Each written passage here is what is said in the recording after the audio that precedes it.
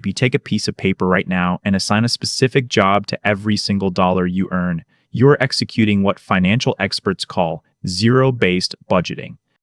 Mathematically, it is a flawless concept. Every dollar is accounted for, leaving zero waste. But statistically, if you try this method today, there is a very high probability you will abandon it completely within 60 days. The math works perfectly, so why do so many people quit? The answer has nothing to do with numbers, spreadsheets, or a lack of discipline. We'll look at the exact psychological trap that makes budgeting feel impossible in a moment. But first, we need to understand what happens in your brain when you try to track every penny. The fundamental problem with zero-based budgeting is that it is often taught as a mathematical exercise when personal finance is actually deeply behavioral. When you sit down and reduce your entire financial life to zero at the end of the month, it feels incredibly productive. You have a plan. But a plan made on a Sunday afternoon in a quiet room rarely survives the chaos of a Wednesday morning commute. A tire goes flat, a utility bill is higher than expected, or you forget your lunch and have to buy something at work. Suddenly, the perfect zero-based budget is off by $30. When the math breaks, frustration sets in, and most people throw the entire system out the window. The common misunderstanding is that failing to stick to a budget means you lack willpower. People assume that if they just tried harder or denied themselves more, the spreadsheet would balance. But personal finance is not an endurance test. When you implement a strict, line-by-line, zero-based budget, you are forcing your brain to make hundreds of micro-decisions every single week. Every time you buy groceries, pay for gas, or grab a coffee, your brain has to cross-reference a mental ledger. Does this fit the category? What if I go over by $2? Do I need to move money from the entertainment column to the grocery column? This creates severe decision fatigue. Your willpower acts like a battery. By the end of the week, that battery is completely drained. This leads to what behavioral psychologists call the what the hell effect. You are so exhausted by the micro decisions that you make one mistake, say, what the hell, and abandon the budget entirely. But here's the part most people don't realize. The deeper issue behind this failure is something called your locus of control. In psychology, your locus of control is how much you believe you direct the events in your life.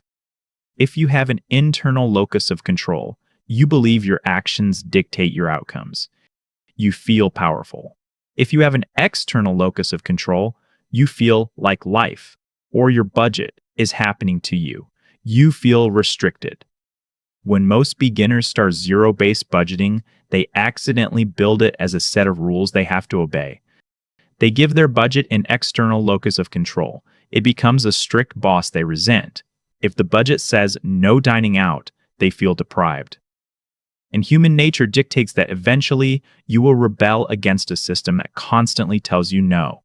You begin to view your own money as a restriction rather than a tool. To understand why this matters, we need to look at the numbers. Let's compare two different financial situations where this psychology plays out. First, consider an individual earning $42,000 a year. They split their zero-based budget into 30 highly specific categories. $4 for parking, $15 for subscriptions, $40 for household supplies. Every single dollar is tracked to the penny. Within 3 weeks, an unexpected $60 pharmacy expense breaks the budget.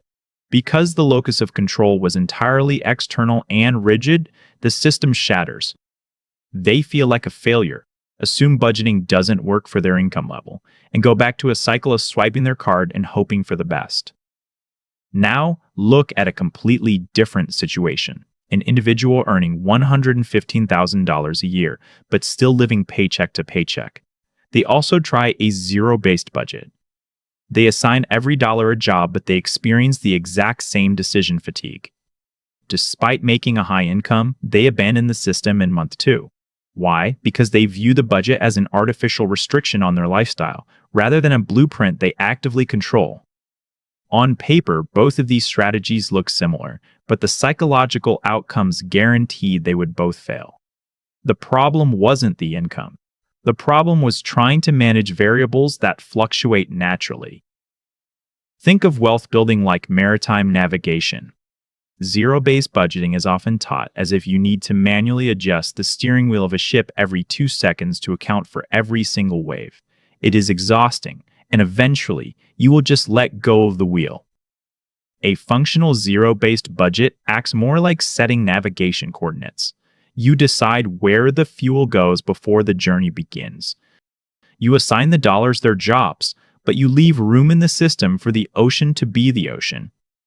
The interesting part happens when you extend the timeline and apply this to real wealth building. Let's say you adjust your zero-based budget to include a 20% buffer in your flexible spending, and you automate your investments. Over a 14-year timeline, assuming a modest 6% average return, the person who creates a flexible automated system will consistently out-invest the person who tries to perfectly track 30 categories but quits every 2 months. If we extend that out to a 22-year timeline, the gap becomes staggering. The micromanaging budgeter saves sporadically and rarely captures compound growth.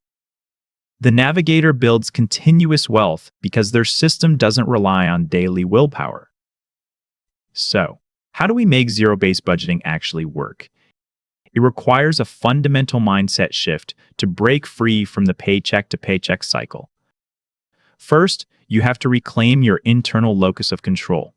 Your budget is not a set of rules designed to punish you. It is a mathematical blueprint you created to buy back your future time.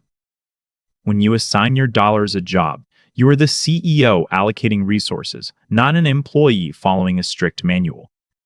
You are choosing to invest rather than consuming, which is an active, empowering choice. Second, overcome decision fatigue by drastically reducing your categories. Instead of 30 line items, use 4 broad categories: fixed costs, future investments, savings, and guilt-free spending. When you get paid, zero out your income by automatically routing the money to these 4 accounts. Once the money is routed, stop tracking the pennies.